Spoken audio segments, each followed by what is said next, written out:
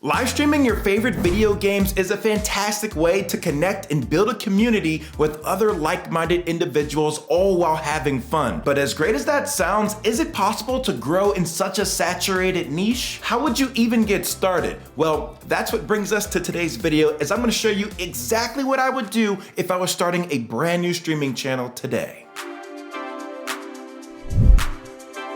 So the first thing that I would do is just simply try streaming. If you're gaming on a PC, PS5, or an Xbox Series S or X console, there are no excuses because these devices have streaming capabilities built right within the device itself. If you're on PC, you can download free applications such as Streamlabs Desktop to pull in your gameplay feed and push it directly to whichever social media platform you desire. PlayStation 5 gamers, it's even easier for you, as you can just go and press the create button, scroll over to the streaming options, link your accounts, and then push your gameplay sessions directly to YouTube or Twitch. On Xbox, you can go to the capture and share section, scroll down, and then you'll find the live streaming option. Oh, and another thing, it should go without saying, but you should be playing games that you're genuinely interested in. If you're playing something strictly for its popularity to hope to get lots of viewership, it's gonna show through your behavior on the stream. There's no hiding it. When it comes to the gear that you'll need to stream with,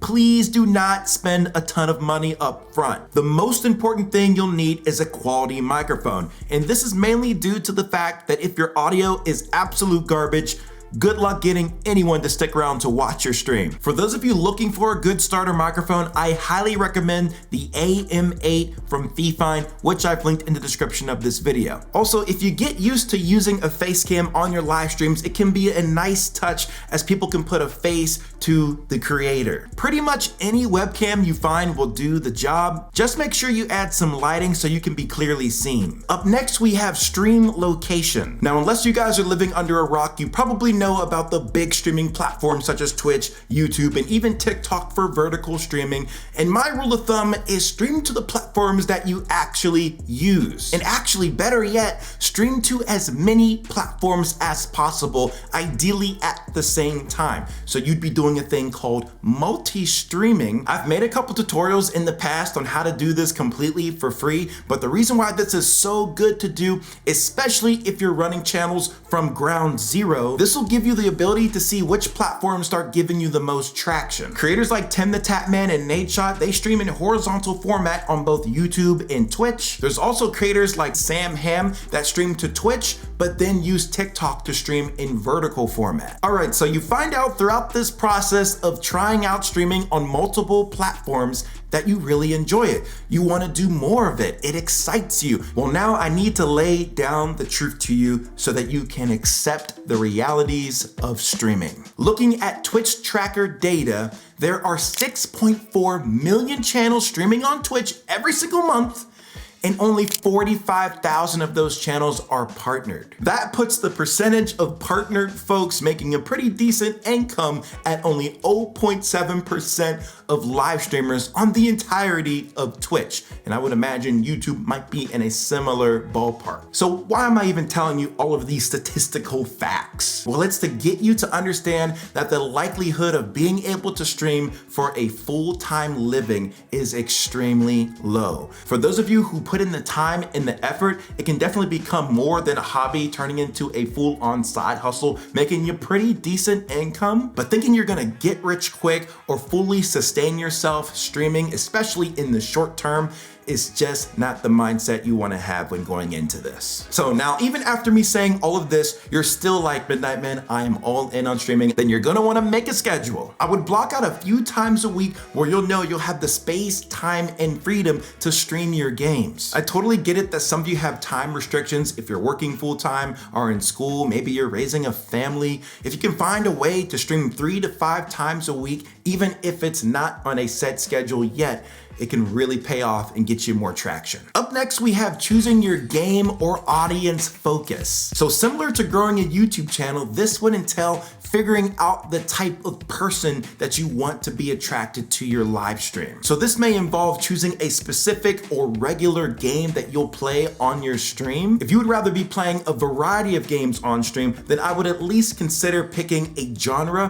whether that be FPS, role-playing, racing, retro. You kind of get the point. Picking games under a certain category will at least attract an audience that may be interested in those similar games. What I wouldn't do is pick random games throughout the entire gaming universe that only I myself is interested in, because it's just tailoring to me instead of to an audience. Once you grow large enough, then you can start expanding and exploring other games, but you're gonna need to get known for something in the early parts of your streaming journey before you can really start branching out. I'm not saying to just play the same games all the time, but at least stick to something for the most part, and then have a little bit of leeway to experiment with some other games to see if those take off. My goal here for you is to help you retain returning viewers, and you can do that if you have some consistency in what you're streaming. Don't believe me? Here's some examples. The streaming creator Apply grew off of playing Overwatch and then moved to Marvel Rivals recently. Sarah Kendall has grown significantly playing The Sims. Symphony played Fortnite originally, then moved to COD Warzone, and now is playing Marvel Rivals. Chica grew off of streaming Fortnite and still streams Fortnite to this day. Athena made a name for herself playing Rocket League. Mythos is a variety streamer, but they focus on simulators and indie games. You got IShowSpeed and Kai Cenat out there that do gaming, reaction, and in real life streams. Those are totally variety creators, but they've been doing this for a very long time, and the one thing that has really propelled their growth is their personality. This is probably the most important piece to being able to have the freedom to play whatever game you want. You have to remember, IShowSpeed, Kai Cenat, they're extremely funny on stream. They're a special breed. There's even some chill people out there that stream, such as Loserfruit. 3 stream snipers is evil. But I guess in this case, it's not the case. Everyone's chill. She doesn't have this over-the-top energy within herself, but she's just cool, and she's just herself, and people resonate and love that. But all of that to say, personality, it's something that you'll get better with over time. And I almost think of it as a character that you kind of have to portray when you're live. That's why it sometimes takes years for some of these big creators that you know of today to be discovered. They've been hustling a long time, way before you even knew about them. The more you keep streaming, the easier it will come. But one thing you guys should be doing while you're live is making sure you guys have a stream objective. This will not only add excitement and shock value to the content depending on what you're doing in your game, but it will also give you the ability to film other videos while you're live, whether that be long form or shorts. Let's just take the Gran Turismo 7 creator Rory. He recently did a 28-hour race where he was live for the entirety of this time. His numbers are absolutely off the charts this stream, more than any other that he's done, which he was later then able to edit down and repurpose as a long form video, which got over 1.2 million views. Now, the same approach can be given to YouTube Shorts. Check out the YouTube and Twitch creator Prospering. He streams, posts shorts, and long form videos from his streams to his YouTube channel. And one thing you'll notice is that his viewership is solid across all 3 formats, which kind of debunks the theory of short form killing your long form videos. Good Game Bro streams his football gameplay to Twitch and has had success posting long form and shorts content to his YouTube channel, as well as to Facebook and TikTok. Want to see a small channel example? Well, check out McBaze. He's had 2 of his YouTube shorts from his League of Legends live streams reach into the millions of views. But the main point to take away here is if you're posting really good, high quality, engaging content in both of these sections, long form and shorts, you'll find that both of these sections can be successful on their own terms and push people to your live stream. I know that many of you who are new to this space may not have the skills to be able to edit down your long form content and make shorts out of them. That's why I highly recommend checking out Nexus Clips. This is a very affordable service where you can link your YouTube or Twitch account, and with the power of AI, this tool will generate the most highlight-worthy moments from your stream. You can then easily edit using their user interface. You can set where your face cam and gameplay are, add subtitles based off of what you're saying, and then be able to easily download or upload your clips to YouTube or TikTok. It's a very handy tool to use and can definitely speed up the growth of your streaming journey by being able to post short form engaging content across multiple social media sites. Moving on, we have interacting with viewers while you're live. One mistake I see a lot of viewers making is because they have 0 people in their chat, they just don't say anything. They don't say a word. They're just silent. But this is not the way to go, guys. You want to at least be able to talk through your thought process and react out loud to things that happen while you're live. I think a great example of a streamer who does this well, that doesn't have tons of people in his stream, is the streamer YNDXCJ. Pay attention to what he does here. Oh yeah. No, she jumped in the window. Oh my God, I needed that. Oh yeah. I tried to pedigree him. It ain't worked. It ain't. I was too far. I was too far to hit the pedigree. Hey, the goal is to get like maybe 5 bodies, bro. If we get any more than that, it'd be a great day. So what you guys saw there is someone that keeps the energy up in their stream. So no matter who comes by, even if they have something to chat or not, they're going to be engaged with the content and be able to enjoy it. And another thing, once you guys do start getting chatters to your live stream, actually pay attention to them, respond to them, and if anything, have just chatting streams so you can connect a little bit more one-on-one style with your audience. Now, with a growing audience comes bad behavior, and that's something that you do not want to acknowledge. Ban the trolls, the spammers, the aggressors, these kind of folks. If you just let them go unhinged because you just want to have somebody chatting in your chat, they will be a virus. To go one step further than that, you as the creator should also have some control within yourself to not act too horribly on stream. Even if you think, oh yeah, this will get me a lot of clicks and views. Here comes another one.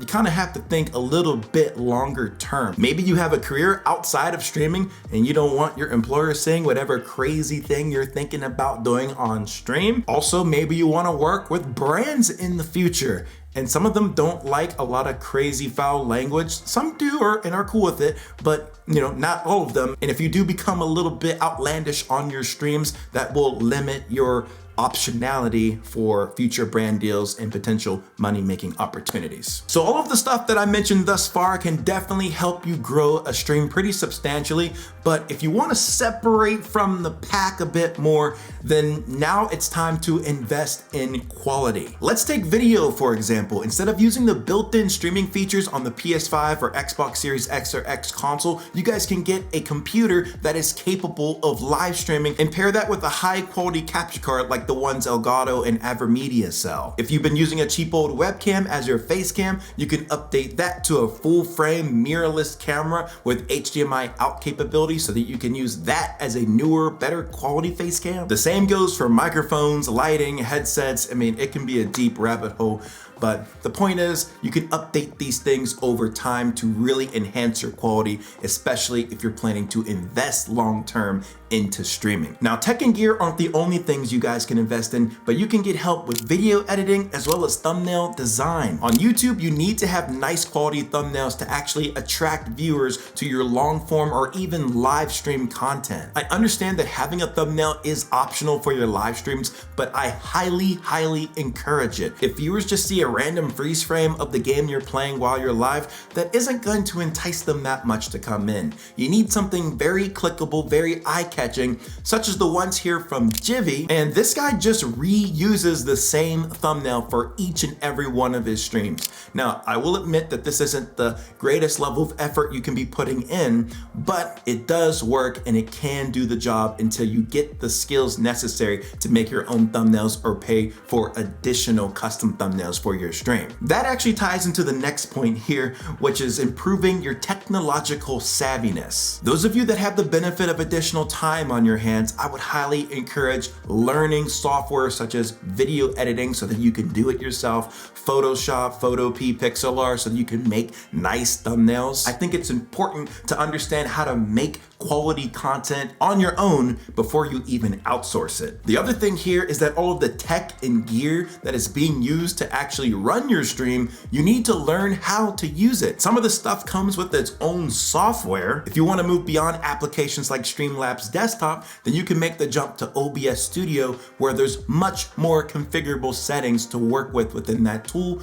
But again, you gotta take the time to learn it so that you can master your audio, master the quality of your video. And luckily, I've made a bunch of tutorials on my channel around that. I'll link it in the card above. But I find it important to understand how all of your hardware and software works together. Moving on to the last thing that I would do if I was starting a brand new streaming channel, and that is do whatever it takes to increase my viewership traffic. So I think we touched on a lot of stuff in this video, such as having the schedule, streaming somewhat consistently, having short form content to be posted across a variety of social media sites. That'll help you avoid putting all of your eggs in one basket. I would also try to network with creators around your size that do similar streams to what you do. So at least you can kind of start building a community with each other around a similar genre or topical area, and even play together on stream for all that matter. And a really good one is just sending a raid from your stream to their stream. And if they're cool, there might be a time where they send their viewers to you,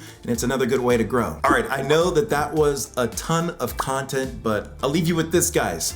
Trust the frickin' process. It does take time. This is not an overnight thing, and you have to enjoy doing this. The more you can continue to stream consistently, week in, week out, keep up with the trends in your game, as well as creating short form and long form content while you're live to be posted across your other social media sites, the greater chances that you have for success. Now, if you guys want to learn about how I would grow a YouTube gaming channel from zero, then watch this video here, and I will see you in the next one.